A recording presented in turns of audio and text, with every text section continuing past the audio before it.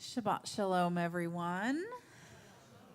Welcome to those in this space. Welcome to those at home. We are going to get started with Lechu Noranana, which is on page 24. Lechu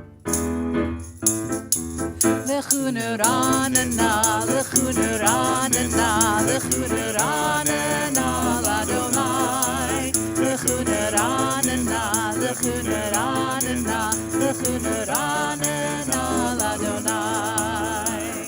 Naria, Naria, Litzur Yishenu, Kama Fana Betoda. Naria, Naria, Litzur Yishenu, Bismirot Naria Lo. Lechu Noranana, Lechu Noranana, Lechu Noranana, Ladonai. Lechu Noranana, Lechu Noranana, Lechu Noranana, Ladonai. Lechu Noranana, Lechu Noranana, Lechu Noranana, Ladonai. Lechu Noranana, Lechu Noranana, Lechu Noranana, Ladonai. Naria, Naria, Litzur Yishenu, V'kadat Mana B'toda. Naria, Naria, Litzur Yishenu, Bismirot Naria Lo.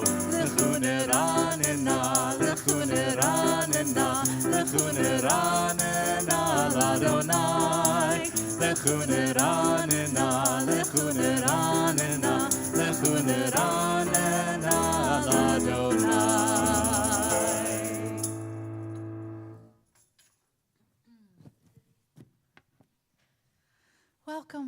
Welcome. I get to say the welcome words. I'm just moving a couple steps over. Well, we've got a slightly smaller crowd, but, we're all here in spirit, and, it's good. It's good to see everybody. As you can see, the rabbi's away. He is officiating a wedding for a dear friend of the community, Rafe Perlman. So congratulations, Mazel Tov. We hope everything is going well. I don't need to look at my notes for this. We're going to create some sacred space. What does that mean? It means what that is. It means that we are here, we are sacred, this place is sacred. We are going to enter into the sacredness that is Shabbat. This is our mandated rest, relaxation, time for reflection. So I would like to say goodbye to the week that was by maybe just taking a couple of breaths. So let's settle in, really feel your seat.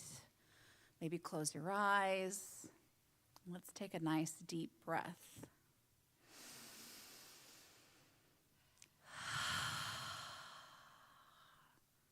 Let's do that again.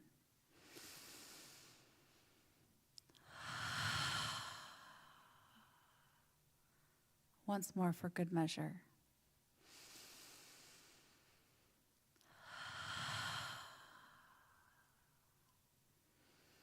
Creating sacred space has a couple of other steps involved.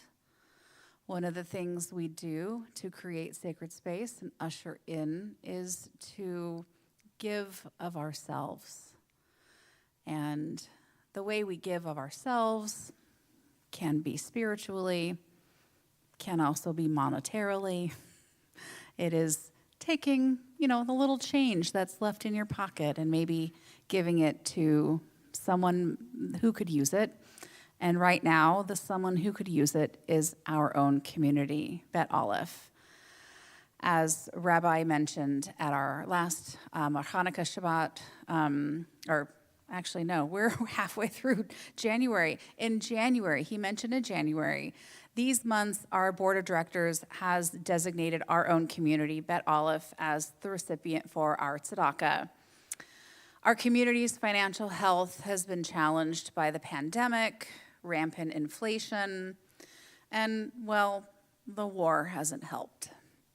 It's not just Bet Aleph. Many organizations like ours are struggling. And at this point, this is a case of putting on our own oxygen mask before helping somebody else. So that's what we're doing this quarter in the hope of being able to generously support our other local worthy agencies. We need to support ourselves first. So we're going to have a little bit of choreography as we do the third thing to usher in the sacredness of Shabbat, which is lighting our Shabbat candles. And there are some community members here that have designated they would like to light a candle.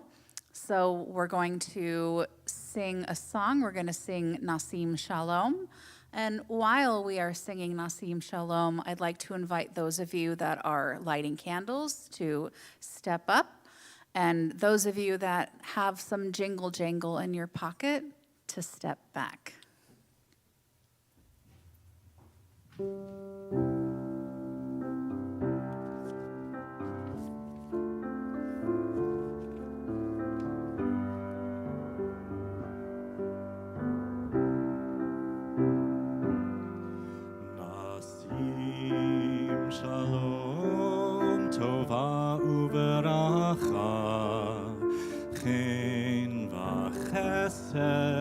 Verachamim, Nasim Shalom, Tova Uveracha, Chen v'chesed verachamim. Let the light of your presence be the light of our lives. Grant us happiness, mercy, and peace. May the people of Israel join hands with the world as our passion for justice increase.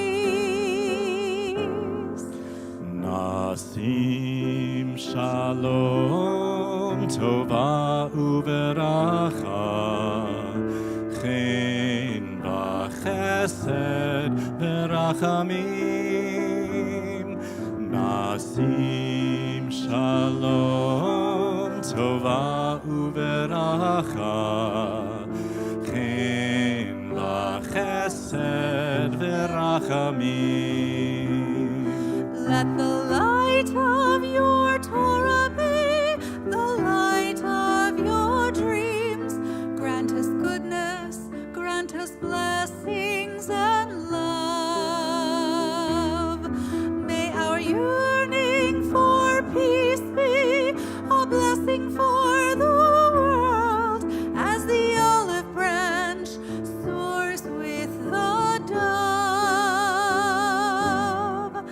Nasim Shalom, Tova Uveracha, Chen v'chesed verachamim.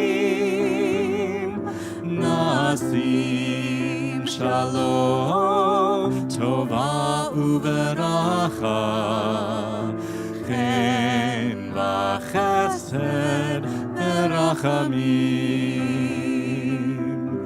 Chen v'chesed verachamim. Chen v'chesed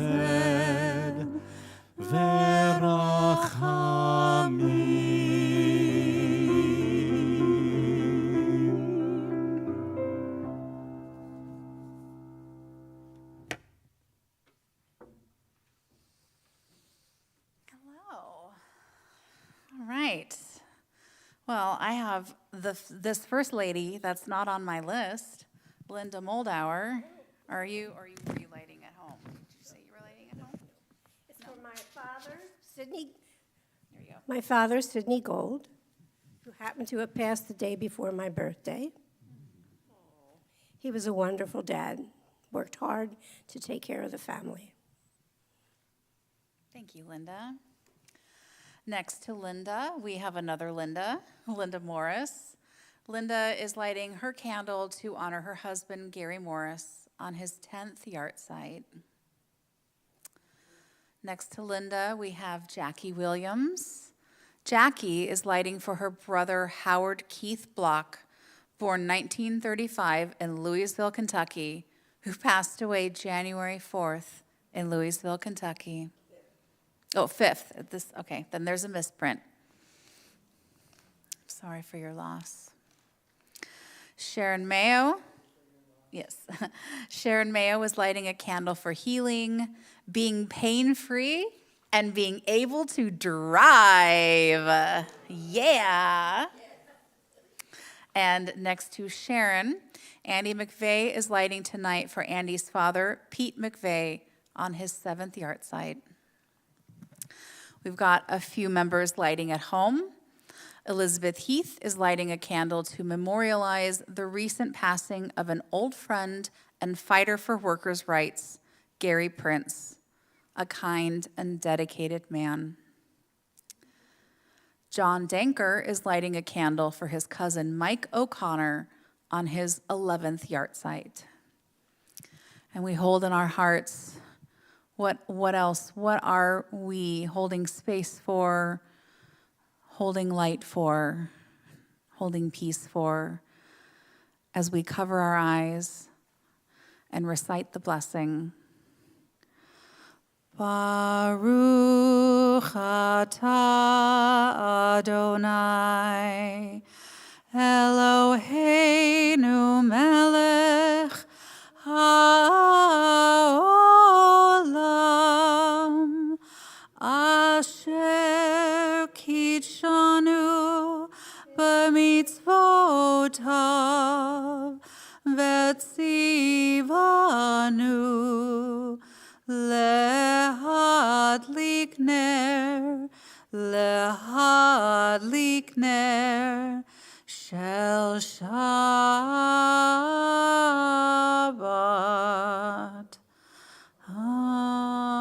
Amen.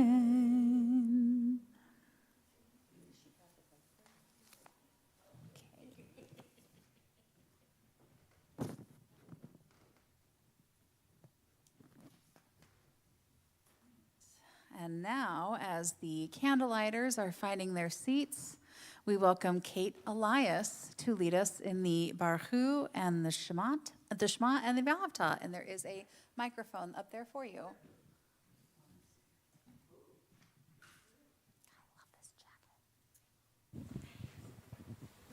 Shabbat Shalom.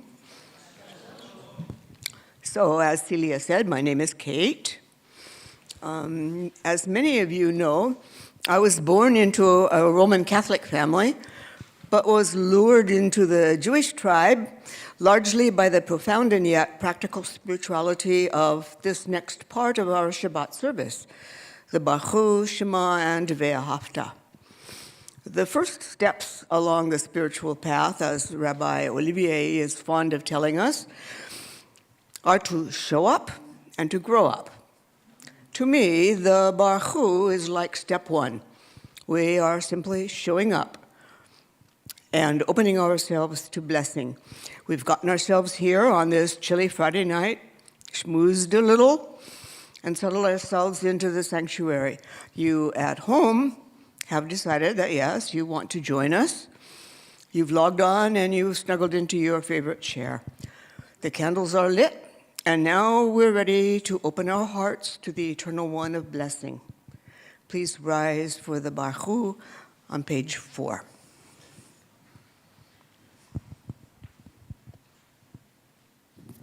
We say together, Baruch et Adonai Hamavorach. Bless the Eternal, the one who is blessing. Baruch Adonai Hamavarach le'olam va'ed.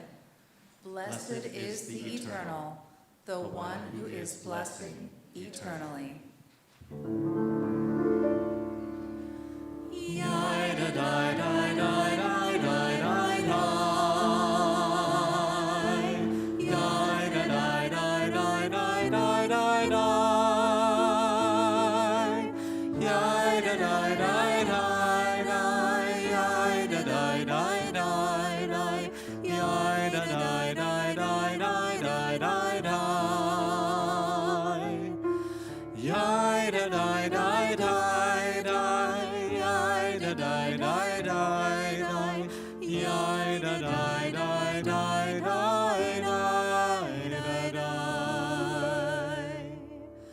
Baruch Hu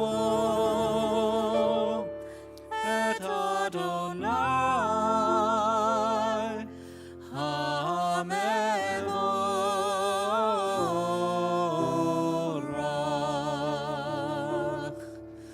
Baruch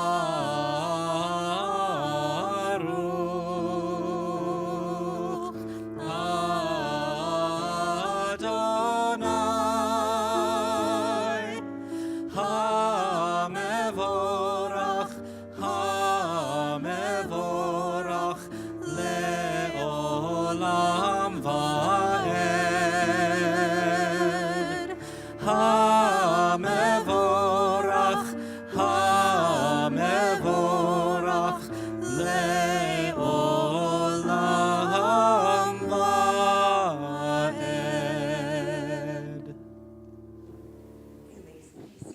You may be seated for a moment. So, who is this, the Eternal One who is blessing us eternally? Funny I should ask, because God's own self answers that question in this week's Torah portion. Moses sees a burning bush in the wilderness and wanders over to investigate. Does he know that he has just taken step one in his own spiritual journey? He no sooner shows up than step two is practically forced upon him. A voice from the fire tells him to grow up and help bring his people out of slavery. But who shall I say sent me? He asks. And the voice answers, Ehyeh asher ehyeh, meaning some variation on the verb to be. Some say it means I am as I am, while others have shortened that to I am. The version that speaks to me is I will be as I will be. But what does that even mean? Why wouldn't an eternal God simply say, I am as I always have been? Stay with me, because the answer may become clear as we consider the true life implications of the Shema and Ve'ahavta. We Jews have been saying the Shema for over 2 millennia, and our understanding of it has morphed along with all the other developments in human knowledge and imagination. How did our ancestors understand those 6 words? I would imagine that the average Israelite, at a time when every tribe and culture had its own assortment of greater and lesser gods, simply thought it meant that there's only one true God, and it's the Jewish one.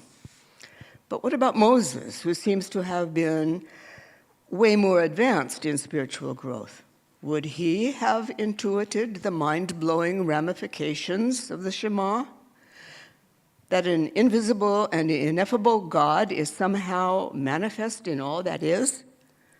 In the desert sand, in the manna, in the oppressors, in the stiff-necked people who made his life so difficult? It's hard when you have only one hand. There we go. Today, Jewish teachers of the non-dual persuasion tell us that God is one means God is everything, with the logical conclusion that all of creation is manifestation of the divine. We Beit Aleph types may be familiar with that concept now, but we haven't always recognized how true it is.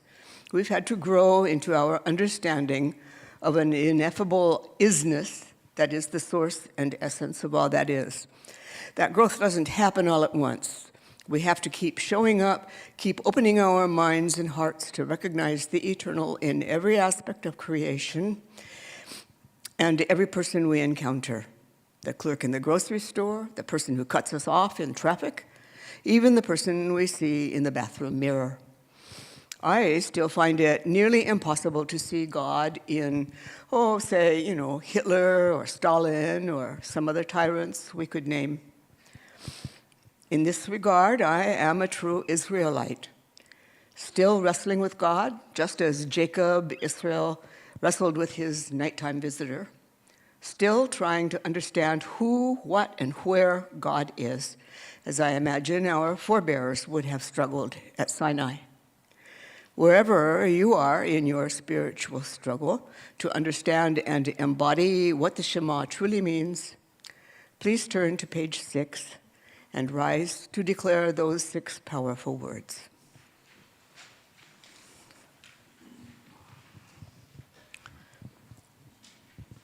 Shema Yisrael, Adonai Eloheinu, Adonai Echad. Listen, Israel. The eternal manifests as all that is. The eternal is one. Baruch Shem Kavod Malchuto Leolam Va'ed. Blessed is the name whose presence shines eternally. Shema Yisrael Adonai Eloheinu Adonai Echad. Shema Yisrael Adonai Eloheinu Adonai Echad. Shema Yisrael Adonai Eloheinu Adonai Echad.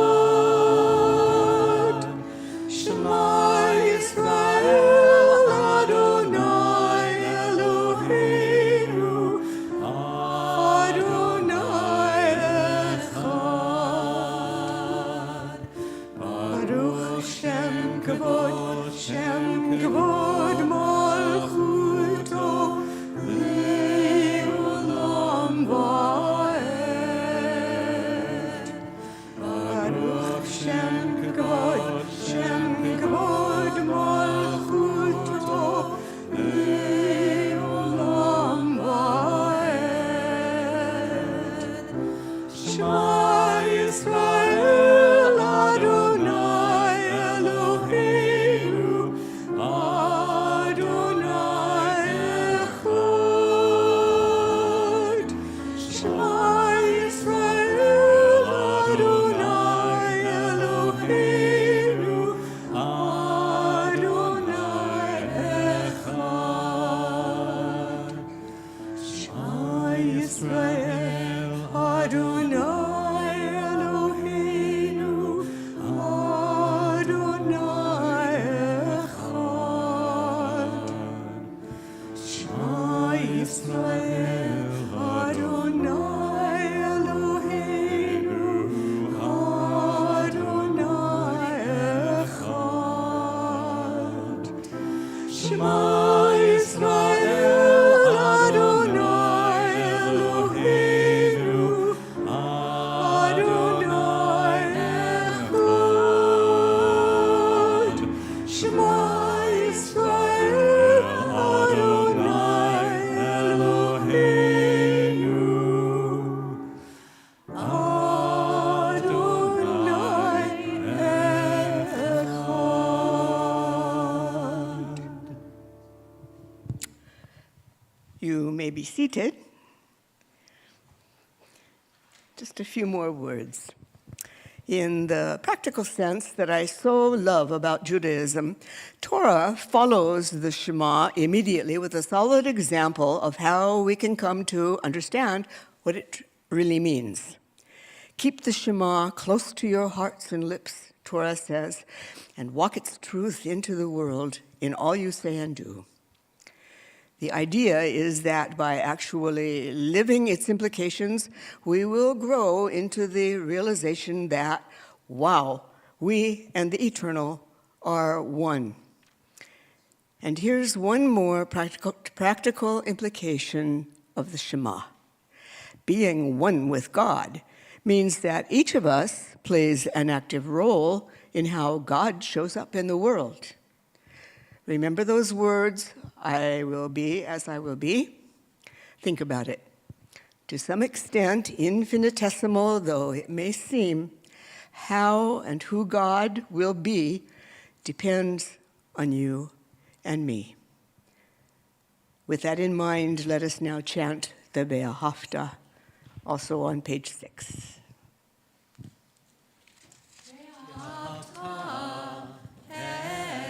Adonai Elohecha b'chol lavavcha u'b'chol nafshecha u'b'chol me'odecha v'hayu הדברים האלה אשר אנוכי מצווך היום על לבביך ושיננתם לבניך ודיברת בם בשבתך בביתך ובלכתך בדרך ובשוכבך ובקומך וקשרתם לאות על ידיך והיו לטוטפות בין עיניך וכתבתם על מזוזות ביתך ובשעריך למען תזכרו ועשיתם את כל מצוותיי והייתם קדושים לאלוהיכם אני אדוני אלוהיכם אשר הוצאתי אתכם מארץ מצרים להיות לכם לאלוהים אני אדוני אלוהיכם אמת. Now we are going to continue with our Shabbat service on the next page with one of my personal favorite Debbie Friedman songs, Mi Chamocha. You don't have to stand up, but you're going to want to.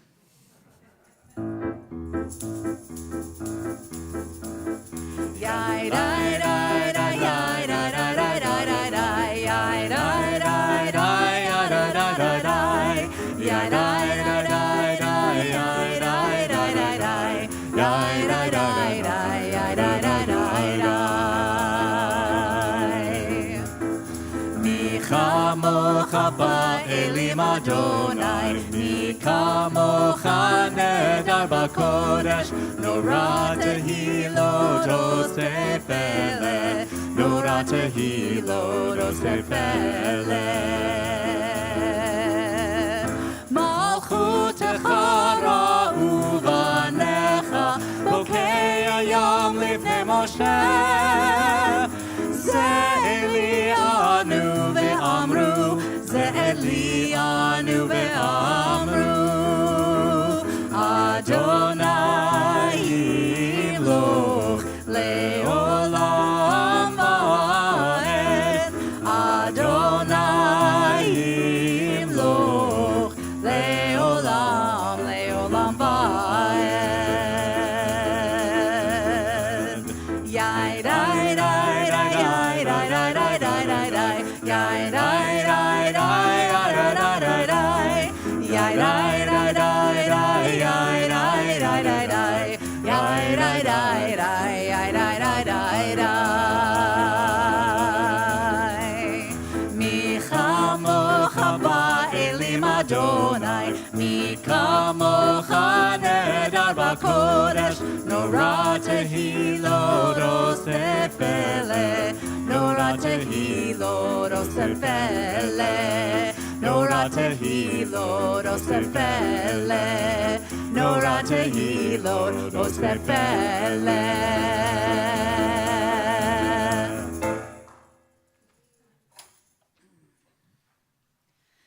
And we continue with our Amidah.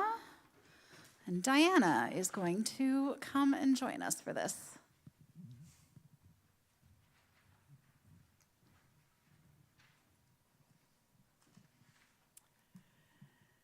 So the Amidah means standing. And it's interesting how The word stand can be both a noun and a verb. So you take a stand, you stand up. Or you can be standing as a verb. And it made me think about the fact that a lot of us think of God, the divine, the eternal one, as also both a noun and a verb. What's also interesting is in a lot of prayers, the name of the prayer is in the prayer, just like the title of a song usually is in the song, like the Barhu and Shema and Aleinu. The Amidah is a series of prayers, and to the best of my knowledge, the word Amidah is not in any of them. But I think of the word stand, like we're standing, we're taking a stand. You know, Kate talked about the Barhu and setting up sacred space, but once it's set up, what do you do with it? And so to step into it, to take a stand, what are you taking a stand for? What are you standing up for? Yourself, your loved ones, your community, the planet. And then as I skim through all the different prayers of the Amidah to see what words pop out, well, let's see. The first section is basically blessing the divine one, so a lot of blessings. The second one is also talking about the power, and you sustain us, and you are the source of strength. And then the holiness, we talks about that the divine is holy and your name is holy. And then it goes on about keeping the Shabbat and sanctifying the space and the day, and purity and truth and salvation. And it's interesting because all of this, and it goes on, you can skim through the sections yourself, yet it's all called standing.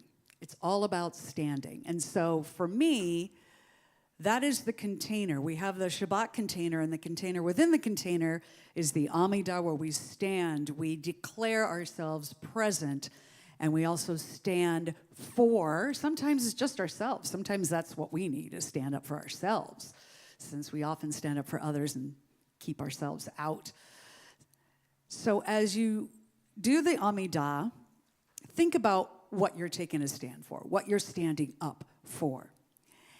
And we start off the Amidah with Adonai Svatai Tivtach, Ufi Yagid Tehilatecha, which is opening my lips. Now it says eternal one, open my lips. Like the divine is the one who's got to like pry our mouth open.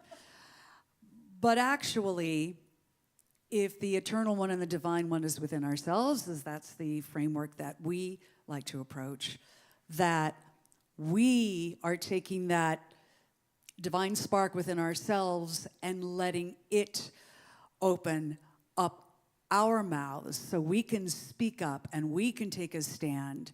And as the words say, declare your praise. It's, for me, declaring the divine's praise of everything and all that there is. So that's the beginning of us standing up. So please rise.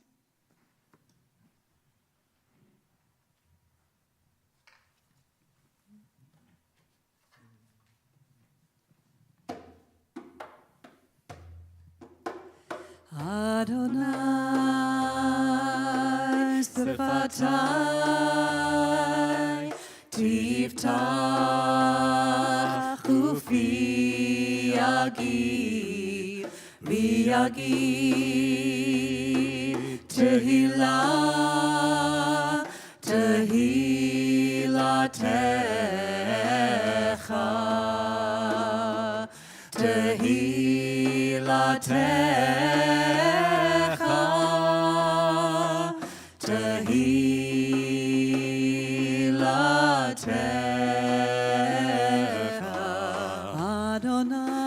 Adonai Svatai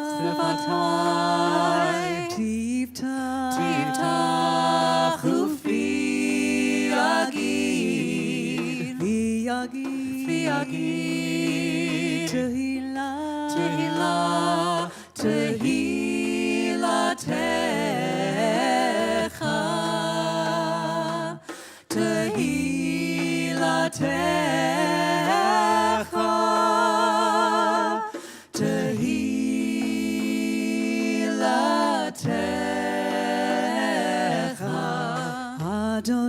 Adonai, Sifatai, Tiftach ufi yagir, V'yagir,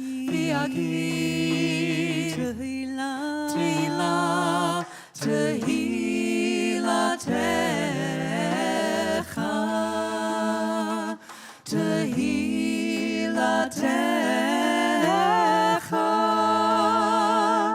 Tehilatecha.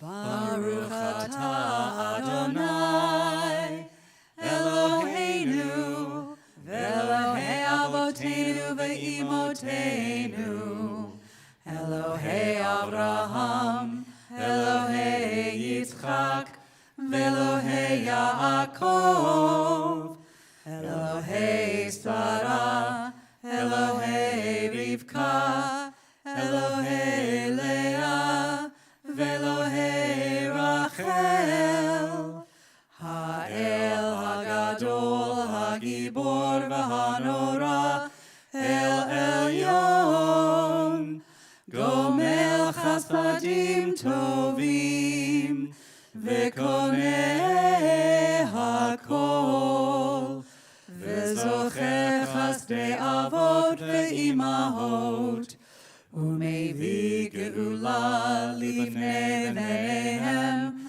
leman shemo be'ahava melech ozer umoshia umagen Baruch atah Adonai magen Avraham ve'ezrat Sarah Ata gibor leolam Adonai, Mechaye hakol ata, Rav lehoshia, Mechalkel chaim bechesed, Mechaye hakol berachamim rabim, Somech noflim verofei cholim, Umatir hasurim, Umekayem emunato, Lishenei afar.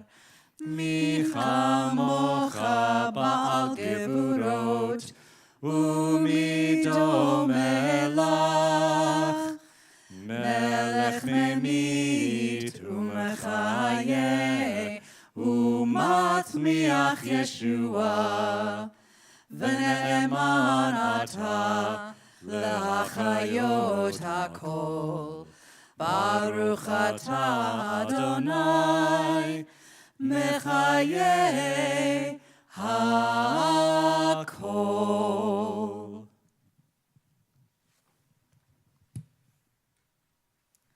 Now we welcome Rich to come give our talk for the evening.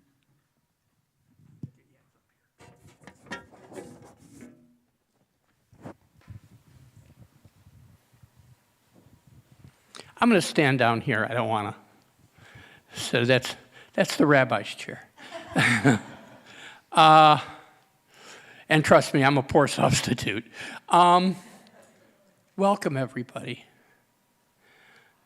It's an interesting Torah portion for this month, or this week, rather, excuse me. And a Pharaoh arose in Egypt who knew not Joseph.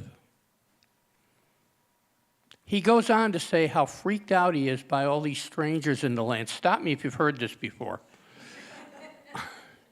And he makes this plan. He goes, okay, listen, we got to segregate these people. We've got to turn them into second-class citizens. And then we have to enslave them. That is, those we don't chase back over the border. Okay? This is a story that goes on throughout the generations. It probably wasn't new when it was written in Exodus, and it's probably going to happen again and again and again if we don't take a stand against it. Now, when I say that a Pharaoh arose in Egypt, I am not thinking of any one person. Pharaoh in this case is an archetype. Now, if you look in that great Jewish scholar, Jalaluddin Rumi, you will find in his magnum opus a collection called the Masnavi. He frequently uses the Pharaoh as an archetype for the ego, for fear, and for prejudice. And that's how I see the Pharaoh that we're dealing with in Exodus. He is an archetype for polarization. He's an archetype for fear and prejudice. He's the archetype that points to somebody else as the other. The person who we have to lay the blame at their foot. They have to be the sacrificial lamb.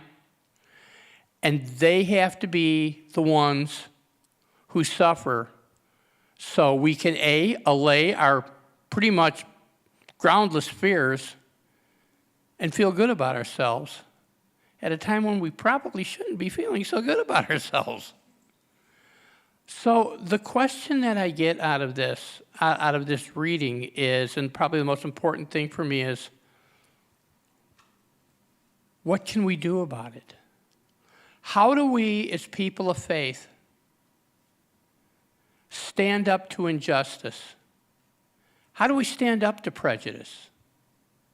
How do we stand up to this polarization? What can we do in this situation? Well, let's look at some examples here. The example that, the obvious example that everyone wants to go to is, hey, look at Moses. But I want to go a step before Moses, and I want to look at the two midwives who Pharaoh tried to suborn, tried to get them, say, come over to the dark side, we have cookies. Now, he tried to get them to do his dirty work for him. And as people of faith, they weren't having any. And when he called them back in and said, hey, I told you to kill all the male children. What happened?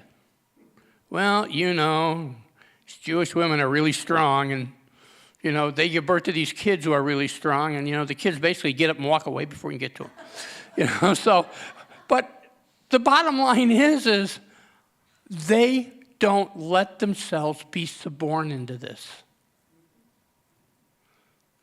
There's a lesson in that for us. We can go on and we can look at Moses too, because Moses started a great tradition in prophethood. That is the tradition of being chosen and not wanting the job and trying your damnedest to get out of it. Look at all of the prophets in the Tanakh. Every single one of them was like, excuse me, you want me to do what? No. And Moses comes up with all these excuses. Well, I can't talk well. I'm slow of speech. I can't do it. Send Aaron, man. He knows how to talk. He's got the gift of gab. Send Aaron. Throws his own brother under the bus to try and get out of this job. But God, like the midwives, isn't having any. No, you go. You can take Aaron with you, but you're going.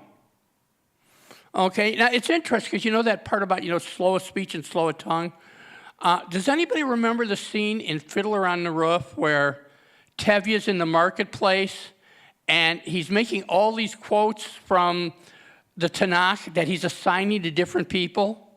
And for everyone, there's a rabbinical student there to go, no, that was Moses. So finally, after the third time, he says, for someone who was slow of speech and tongue, he had a lot to say. And Moses did have a lot to say. And the fact is once he settled into the job, he did a pretty good job.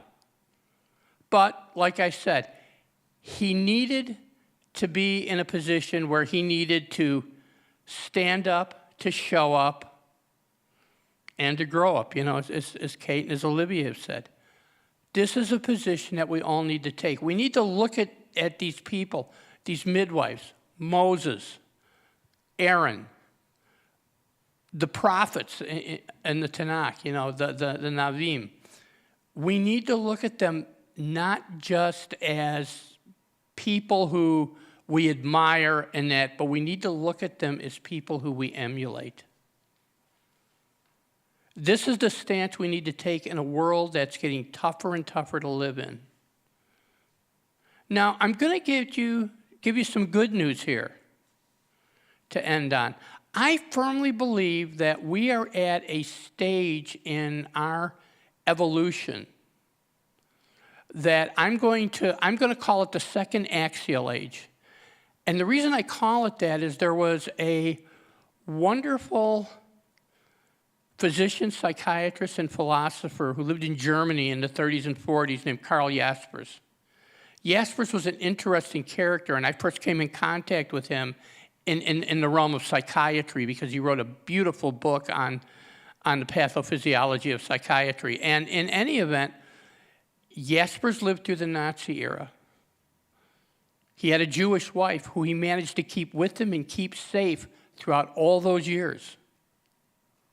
And throughout all those years, because he was pretty much famous worldwide, much more famous than he is now, he could speak up in a way that the Nazis couldn't touch him. Because they were basically cowards, and they were afraid of the world opinion that would come down on them. So he could use his voice. But Jaspers came up with a concept called the axial age. He looked and he said, if we look at the world, at our history, from, say, 1000 BCE to roughly 1000 CE, we have something called the axial age. It starts with, like I said, in about 1000 CE or maybe 600 BCE, with a guy named Zoroaster who came out of Persia. And it ends probably around 600 CE with a guy named Muhammad. Well, but in between, if you look, you had a concentration of, this was a time when the Jewish prophets appeared. This was a time when the Greek philosophers appeared. This was a time when Buddha, Confucius, Lao Tzu appeared. The Vedic and Upanishad scholars, Buddha, I don't remember if I mentioned his name, Buddha, and Jesus. And basically, you have a time that formed philosophically, theologically, and religiously our worldview, how we think.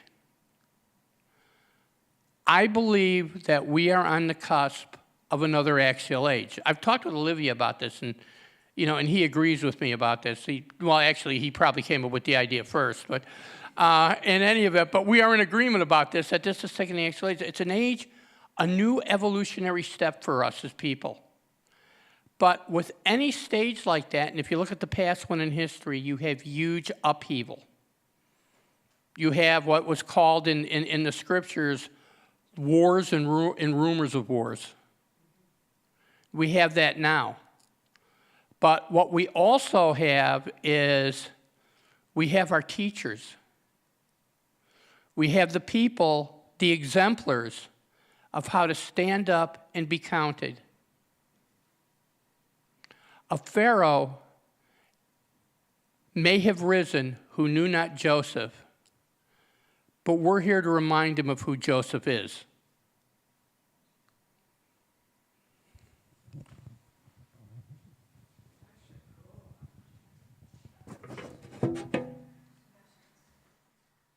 Yasher Koic, Rich, thank you so much.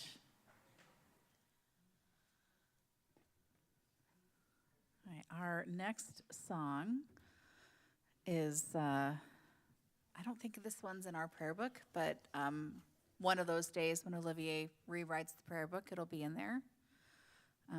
But this is fast becoming one of the three of us' favorite songs. It's called One Voice.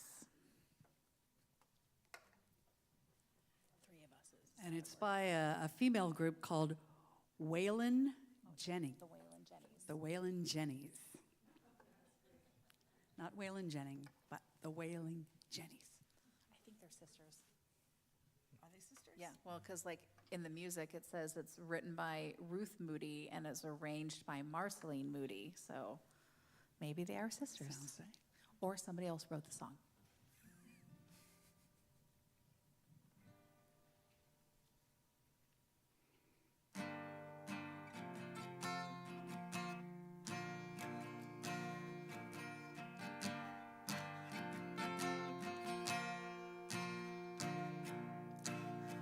This is the sound of one voice,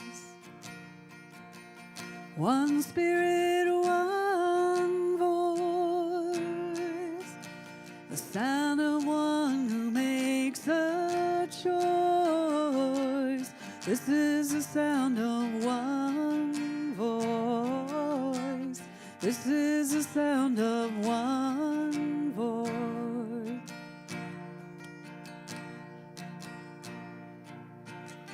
This is the sound of voices too. The sound of me singing with you, helping each other to make it through. This is the sound of voices too. This is the sound of voices too.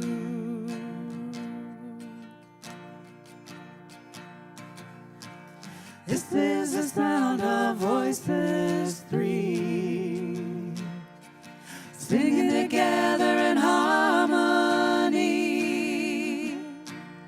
surrendering to the mystery. This is the sound of voices three. This is the sound of voices three.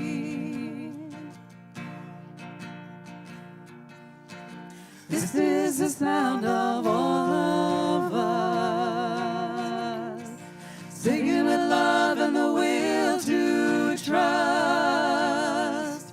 Leave the rest behind, it'll turn to dust. This is the sound of all of us. This is the sound of all of us. Ooh.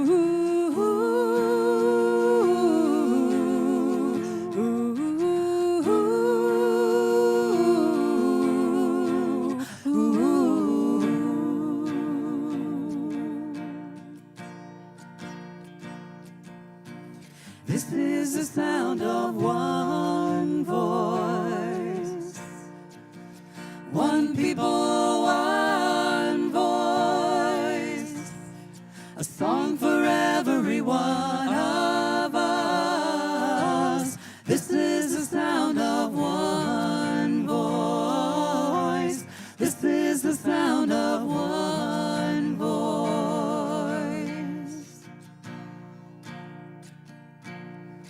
This is the sound of one voice, one people, one voice, a song for every one of us. This is the sound of one voice. This is the sound of one voice.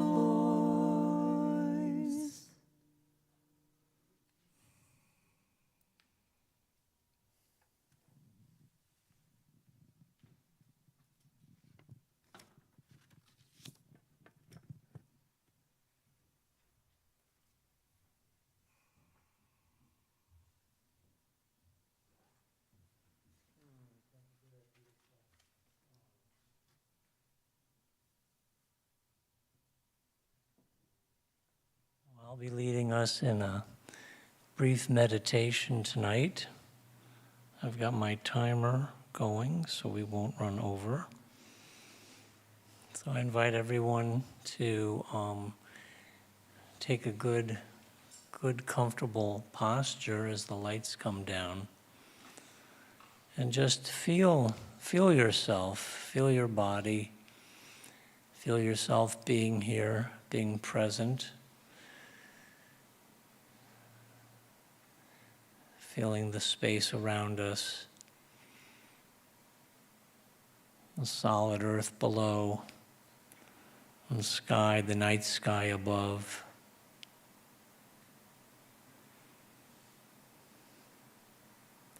And as we settle in, we can gently bring our attention to our breath, our breathing, as a focal point, following the breath out and following the breath in. A very simple practice.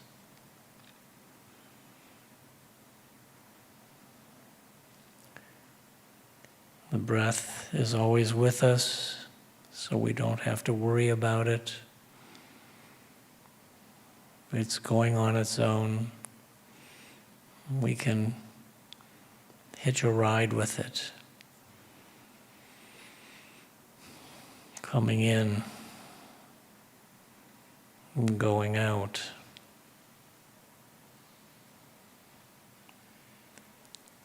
Then as we sit here, our mind will be present. And we'll notice our thoughts and feelings arising. Then this is very natural, a very human thing. It's part of who we are. And when we recognize our thoughts and our feelings, we simply come back to that focal point and come back to the breath, following it out, following it in.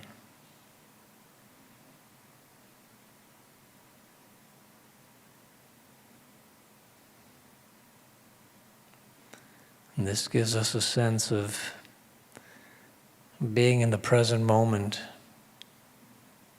be here now with what is.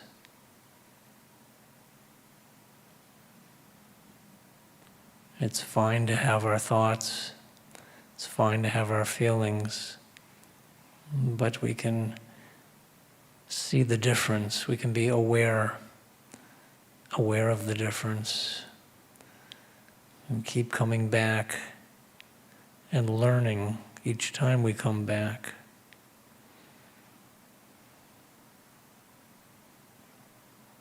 And so we follow the breath out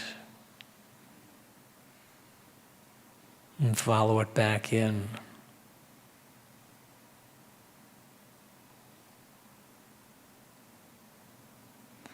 And we may get a sense of relaxation, a sense of calm as we do this exercise that we call meditation.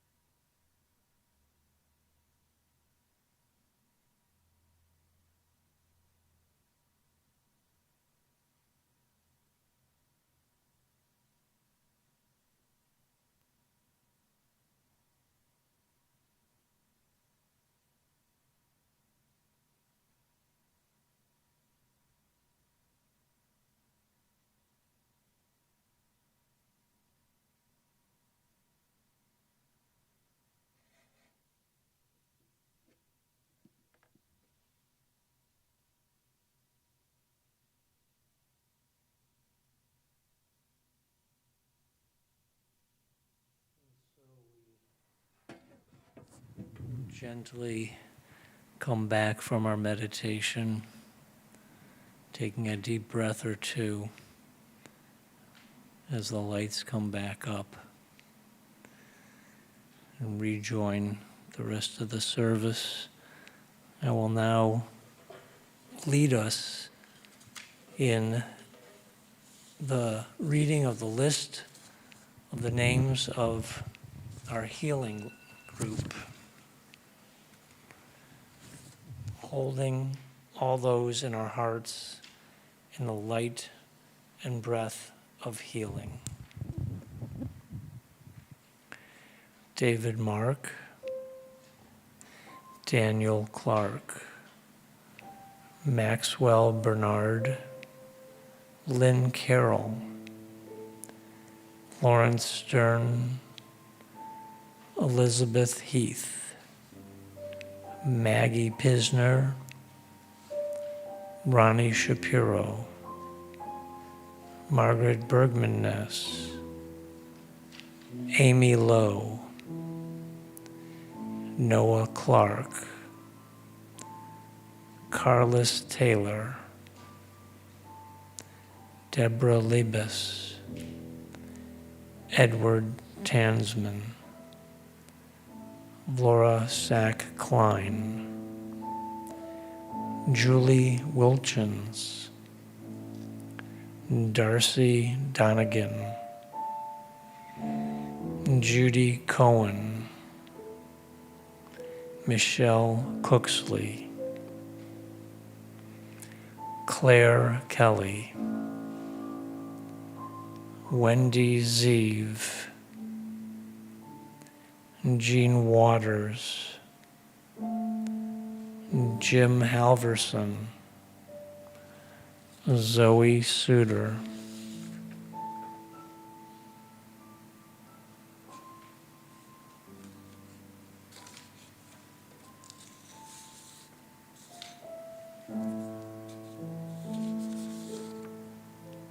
Ann Adams, Ruth Oppenheimer, Kathleen Anderson, Marianne Spiegel, Jack Chase,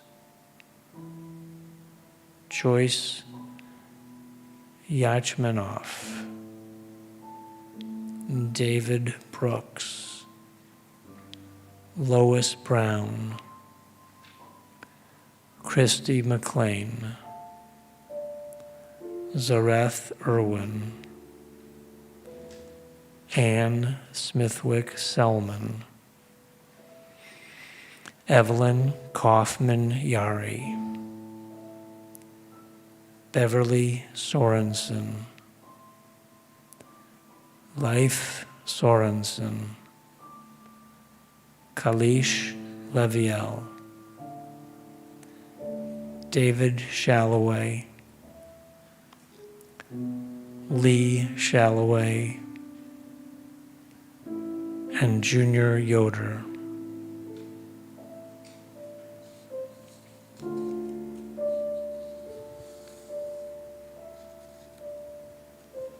And we name in our hearts anyone else in need of healing, of holding, of our energies of peace and love. And we are going to sing to them Be'ado together on page 17. Oh, sorry. I'm sorry.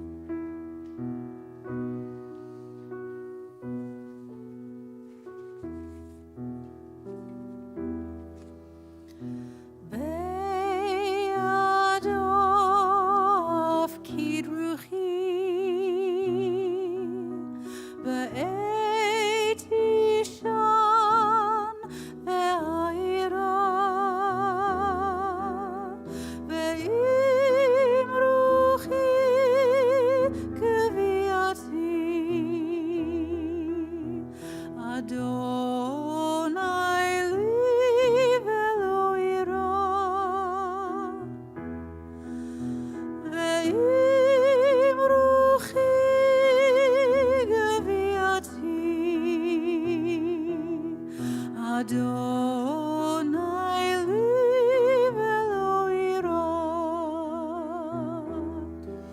My soul I give to you, my spirit in your care. Draw me near, I shall not fear. Hold me in your hand. Draw me near, I shall not fear. Safely in your hand. My soul I give to you. My spirit in your care. Draw me near, I shall not fear. Hold me in your hand. Draw me near, I shall not fear.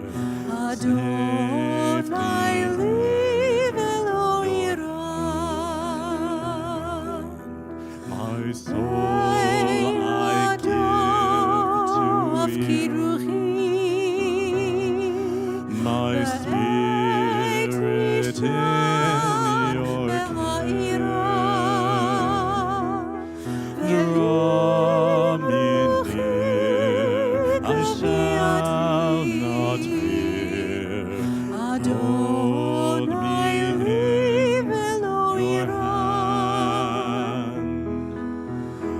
Draw me near, I shall not fear. Safely in your hand.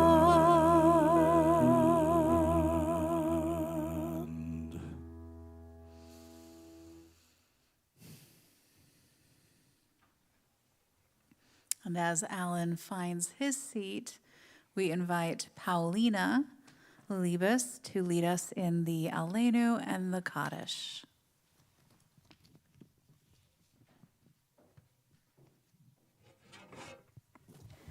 And I'm not going to try to sit in that chair. It's too hard to get into. I love the way everyone who has been speaking has been so, their message have been so connected. And what everyone has had to say is going to be very connected to what I'm going to conclude with as well. Well, first of all, for over 30 years, we've been using Rabbi Ted Falcon's fine translation of the Aleinu. I have it memorized. Yet what does it mean to say a prayer by rote? When we mindlessly kiss the mezuzah, is it serving to remind us of the mitzvot? I've observed that when our spiritual practices become rote, that is, routine, they're hollow. The original juice, the kavanah, has been sucked out of them. So tonight I will shake us out of our lethargy and introduce you to the Aquarian Minions version of the Aleinu. The Aquarian Minyan, a renewal group in the Bay Area, is my Zoom synagogue. Just sit back and enjoy a different version of this ancient prayer. So about the Aleinu, the Minyan prefaces the Aleinu with the phrase, "It's upon us," to remind us that as we stand in front of the Torah, we're being called up to face our sacred Jewish responsibilities. Aleinu shares a root with aliyah, which means to go up, and is referenced when one moves to Yisrael. What is required of us as Jews? What kind of behavior would constitute the fulfillment of our sacred responsibility? As we meditate during the 24 hours of peace that are our Shabbat inheritance, let us pray fervently that the proposed ceasefire is put into effect. Let us pray for the end of bloodshed in the Holy Land. Finally, as we rise, and please rise, to recite the Aleinu, I'm asking us to be courageous enough to rise up and question the behavior of our brethren in Israel. What would it mean to truly see the face of God in every human being? So I'm going to open the ark.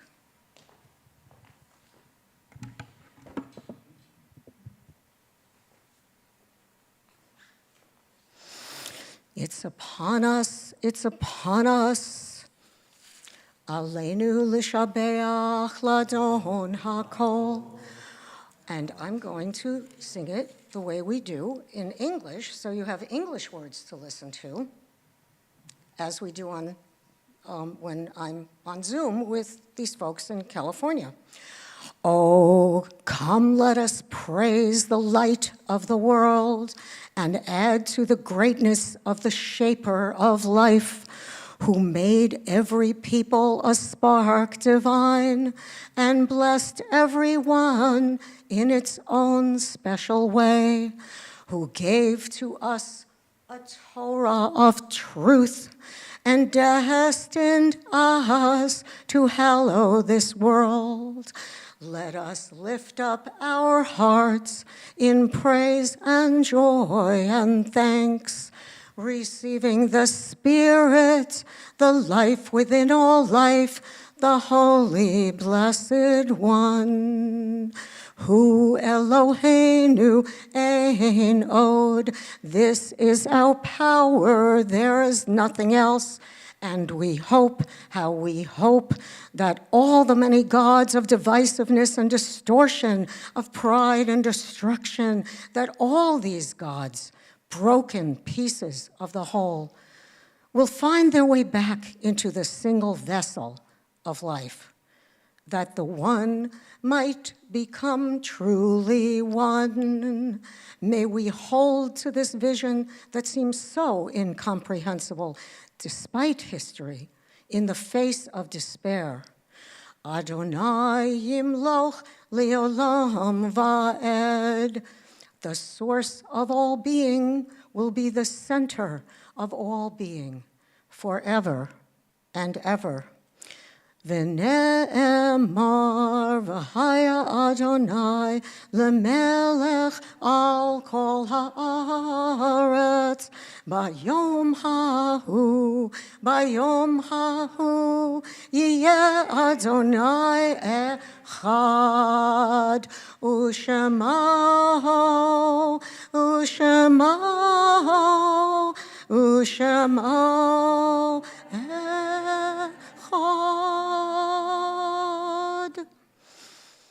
On that day, the source will be known as one by all the faces of its glory.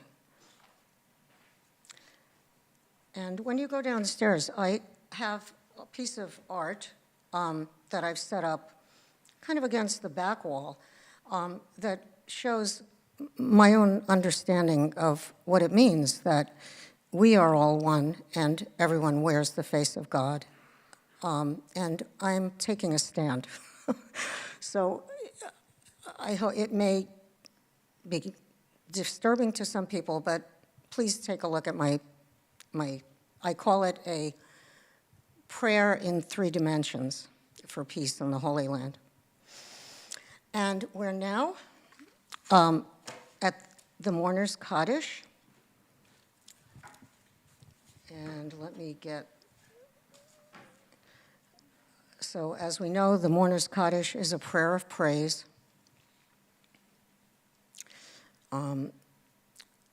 So first, I'm going to recite the names of passings of people in the last month.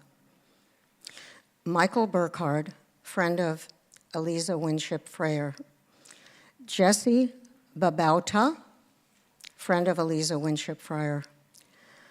Howard Keith Block, brother of Jackie Williams. Joanne Hort, friends of Cindy and Keith Irvin and Kasha Herman.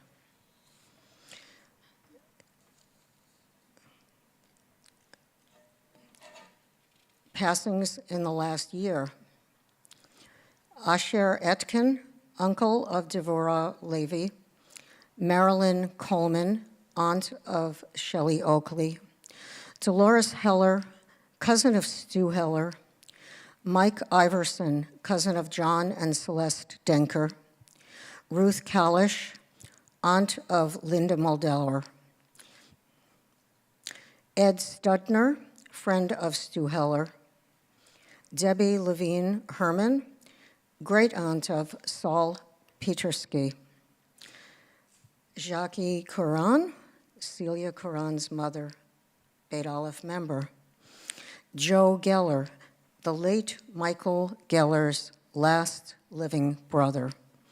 Philip Herzog, beloved Beit Aleph member Cam Herzog's husband. Valerie Shunke, Jim Morgan's friend. Fatma Hersey, Cindy Campbell's friend. Joe Reddish, friend and colleague of Sam McKagan. Aubrey Chase, friend of Jan Habarth. Erica Pearl, friend of Shelley Oakley. Janet Crowley, Elizabeth Heath's good friend. Wendy Schaff, Lynn Carroll's son's girlfriend. Dolores Amant. Dina Griggs, known as Dina, family friend of Gail Badner.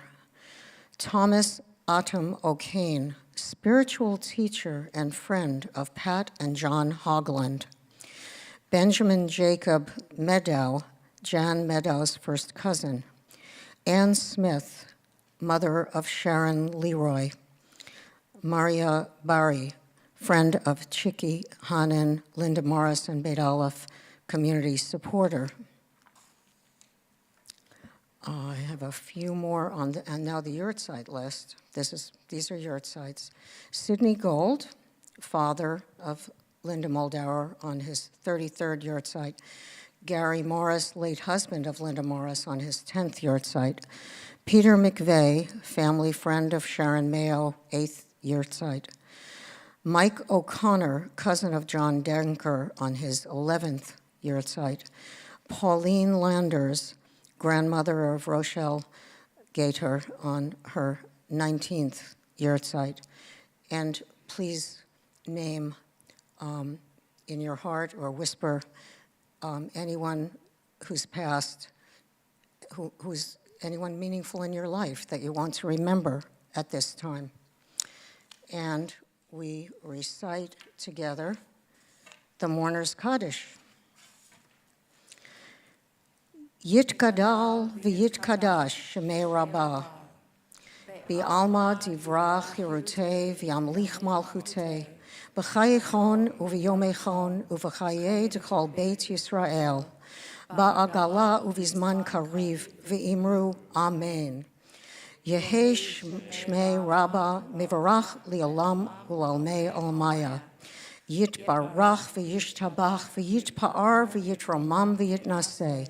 V'yitadar, v'yitaleh, v'yitalal, shemei dekudesha barichu, le'ela min kol birchata v'shirata, tushbechata v'nechamata, da'amiran bi'alma v'imru, amen. Yehei shlama rabba min shamaya, v'chayim aleinu v'al kol Yisrael, v'imru, amen. Oseh shalom bimromav, Hu ya'aseh shalom, aleinu v'al kol Yisrael, v'al kol Yishmael, v'al kol Yoshvei Tevel, v'imru. Amen. Amen. May the one who creates harmony Harmony above above. make Make peace for us, for all the household of Israel, for all the household of Yishmael, and for all the peoples of the world, and let us say, Amen. Thank you, and good. Thank you for closing the ark. Thank you, Paulina. Shabbat shalom, everybody. So before we finish, we should have a Melissa or announcements. Do you have announcements, Stephanie? Wonderful. So Stephanie Hisroth will be coming up to give us some announcements before we finish the service with our concluding song. Yes, please feel free to have a seat.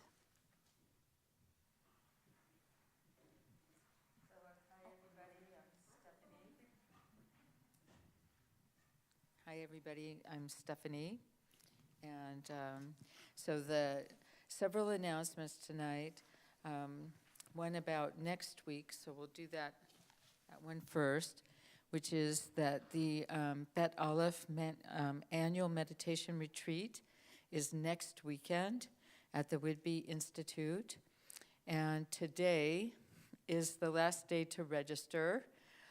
There is one spot left for an in-person spot, so please email Melissa at administrator at betaleph.com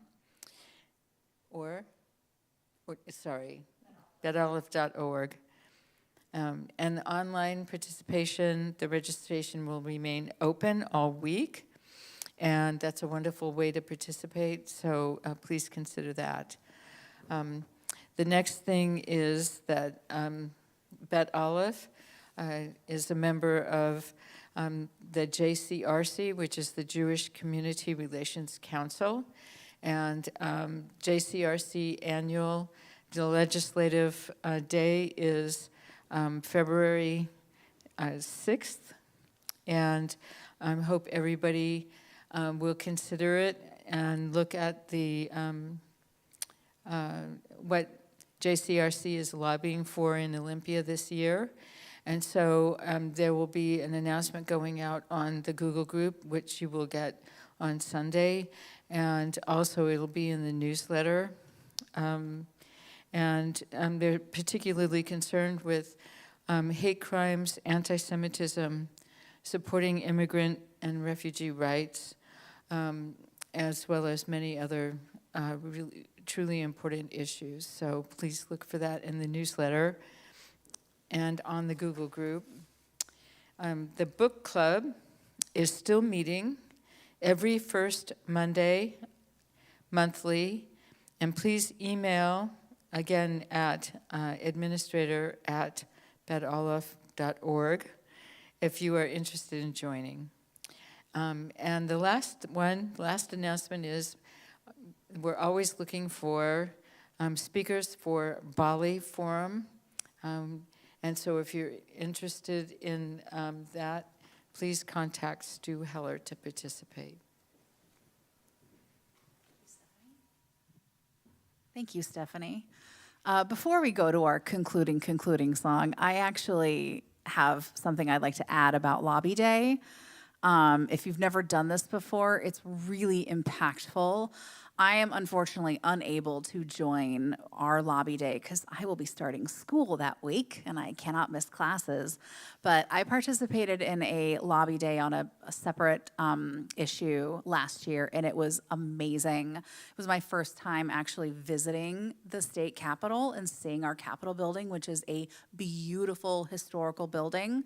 But more importantly, it's really amazing to be able to connect with your legislators, some of whom don't even think about the problems that we bring to them, and it's our voices that make this heard and make this important. So if you are one of the many of us that are really upset about the rise in anti-Semitism and the rise of Jewish hate crimes, this is a great way to use your voice and be heard.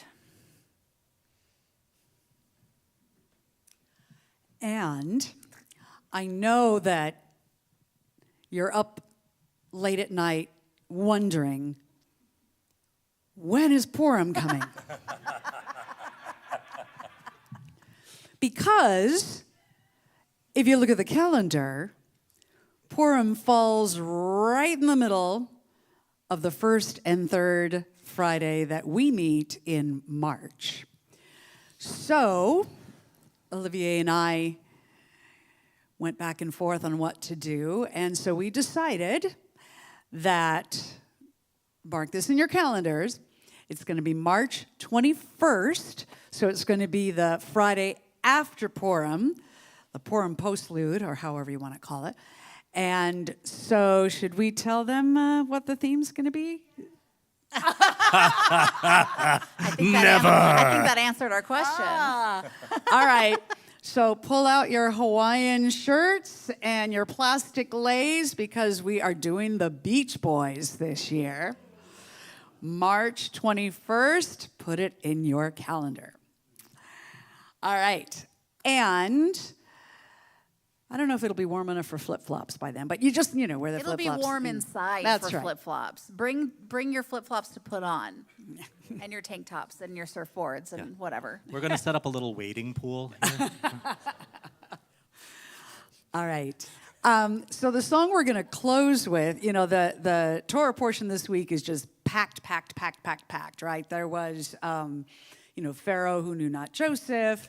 There was, the order to kill the firstborn, and then the midwives defied it, and then Moses is in a basket and goes down the river, and then is found by one of Pharaoh's daughters and is raised within the kingdom, and then eventually the burning bush happens, and God says, you have to let your people go, and so that's what he did, and all of that happened in this Torah portion. So we're going to end with a song that you will find, is it right here already? Page 23, Let My People Go, which I think is also very appropriate as we hope and pray and pray and hope and pray that finally our people that have been kidnapped will finally be let go. Be best babies. So please rise for this one.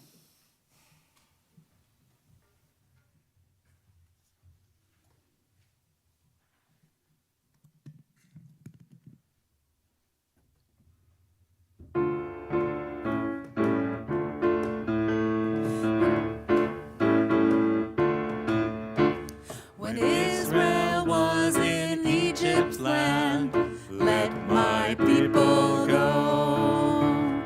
Oppressed so hard they could not stand, let my people go. Go down, Moses, way down in Egypt's land. Tell old Pharaoh, let my people go.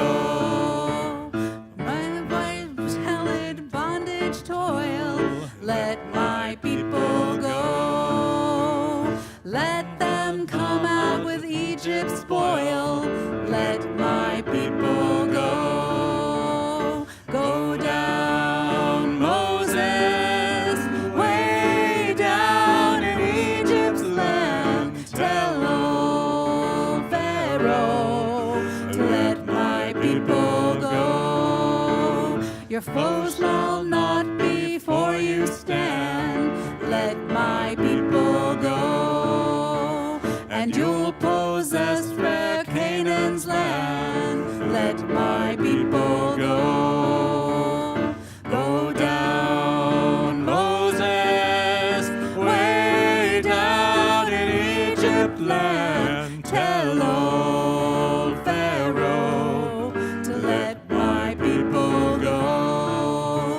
When Israel was in Egypt's land, let my people go. Oppressed so hard they could not stand, let my people go. Go down, Moses, way down in Egypt land. Tell old Pharaoh to let my people go.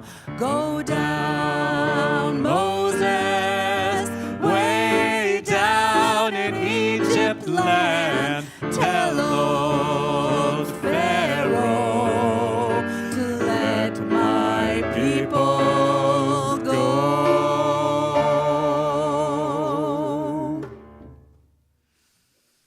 Shabbat Shalom, everyone. Join us downstairs. We will have some noshes and some drinkies, and we will kibbutz and be one with community. Let my people go to Oneg.